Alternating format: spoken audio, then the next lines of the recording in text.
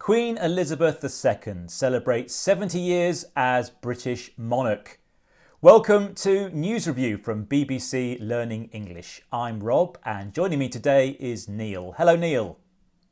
Hi Rob and hello everybody. If you would like to test yourself on the vocabulary you hear in this programme, there's a quiz on our website at bbclearningenglish.com. Now let's hear more about that news story from this BBC radio report.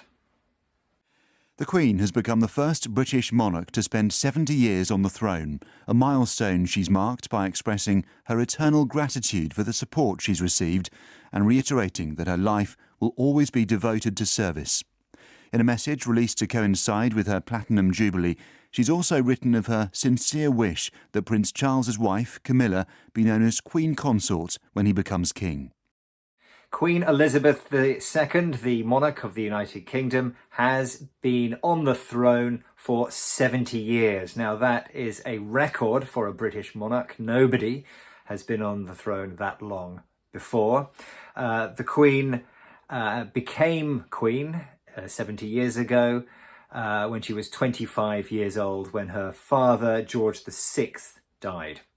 Another announcement the Queen made is that she wishes Camilla, that is the wife of Prince Charles, to be known as Queen Consort when Prince Charles becomes king. Yeah, and we've got 3 words and expressions from the newspaper headlines that we can use to talk about this story, haven't we? What are they? Yes, we have. We have got milestone, tributes, and heartfelt. That's milestone, tributes, and heartfelt. Okay, let's have a look at your first news headline, please. Yep, the first one comes from The Independent, which is based in the UK, and the headline reads, Queen pictured working in new image released for 70-year milestone. Milestone, important point in someone's life. Yes, now, you've just said it's an important point in someone's life, but let's break this word up to see its origin.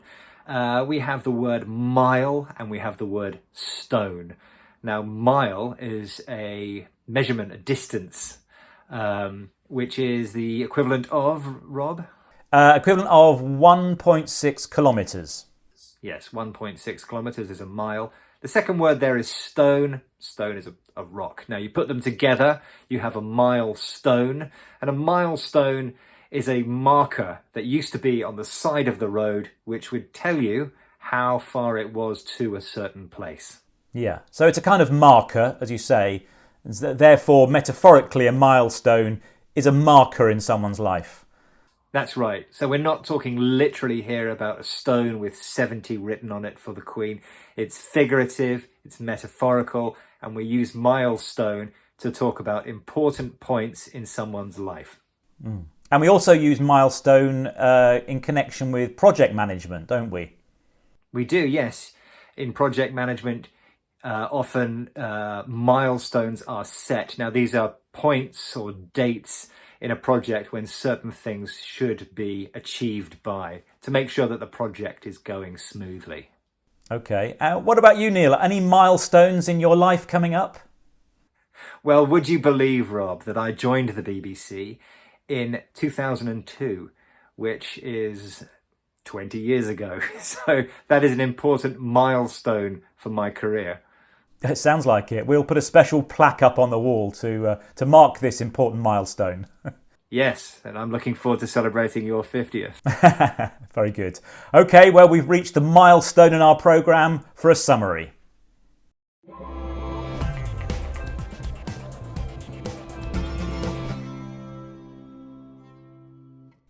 In News Review last year, we talked about a milestone in American politics. What was that all about, Neil? Yes, we did a story about Kamala Harris, the first woman of colour to become the Vice President of the United States. If you want to find out more about that story, what do our viewers have to do, Rob? Just click on the link down below. Just click. Yeah. Okay, let's have a look at your next news headline, please, Neil.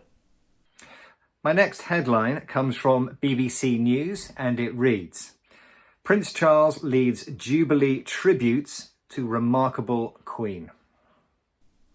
That's tributes, announcements showing respect and admiration for someone or something.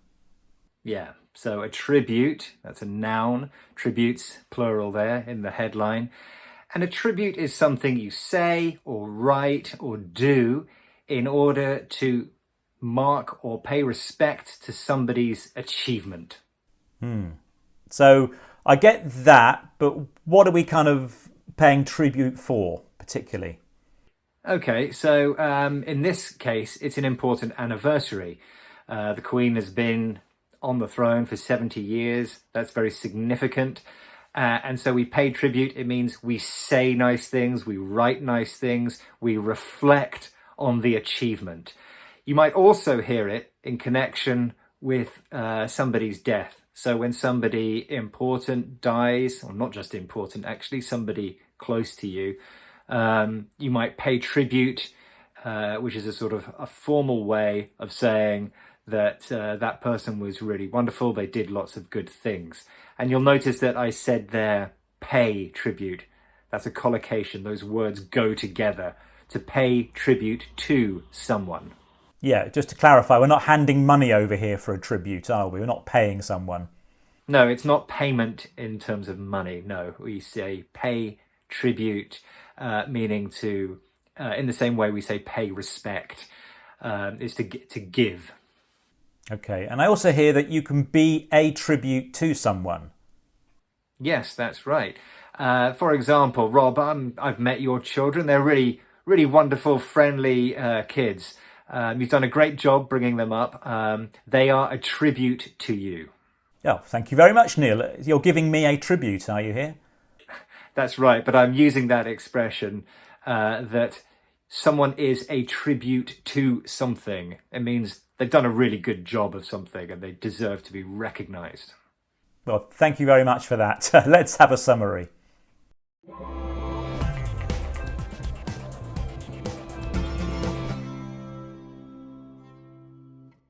In News Review last year, we talked about people paying tribute to the drummer of Rolling Stones, Charlie Watts. You can watch that video again, but how can people watch that, Neil? All you need to do is click on the link below.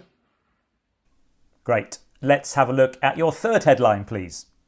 My next headline comes from the Daily Express, another UK-based news organisation, and the headline is Queen hails anniversary of groundbreaking British feat in new heartfelt message. Heartfelt, strong, sincere feeling. Yeah, lots of really interesting vocabulary in that headline, but we're focusing on heartfelt.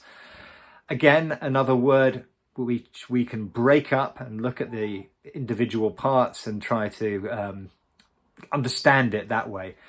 So we have heart at the beginning. Heart, obviously the organ in your body which pumps blood around, but used very often figuratively, metaphorically, to talk about things connected to emotion, love, and that type of thing.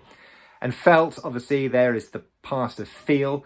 So put together, heartfelt, we are talking about sincere, emotional responses. So it's something we really feel inside. It's not something we casually feel or casually say. It really is a feeling that we have inside, a genuine feeling for someone. Yeah, if we were in the office and you made me a cup of tea, Rob, I wouldn't give you a heartfelt thank you. That's a little bit over the top. But if I'm at a wedding, I might hear a speech by the father of the bride giving a heartfelt speech about his daughter. It'd be very emotional, very sincere. Okay. If I spilt this cup of tea over you, of course, and made a mess of your clothes, I would give you a heartfelt apology.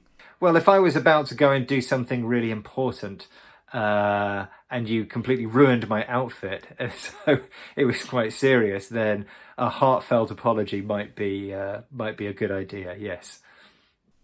Okay, let's now have a heartfelt summary.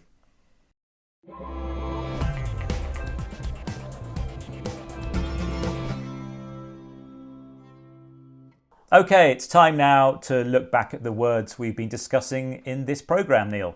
Yes, we had milestone, important point in someone's life, tributes, announcements showing respect and admiration for someone or something, and heartfelt, strong, sincere feeling. Thank you. Now, if you want to test your understanding of those words, we have a quiz on our website at bbclearningenglish.com. And that's the place to go to for all our Learning English resources. We are, of course, all over social media as well, so check us out.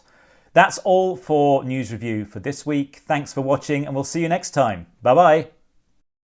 Goodbye.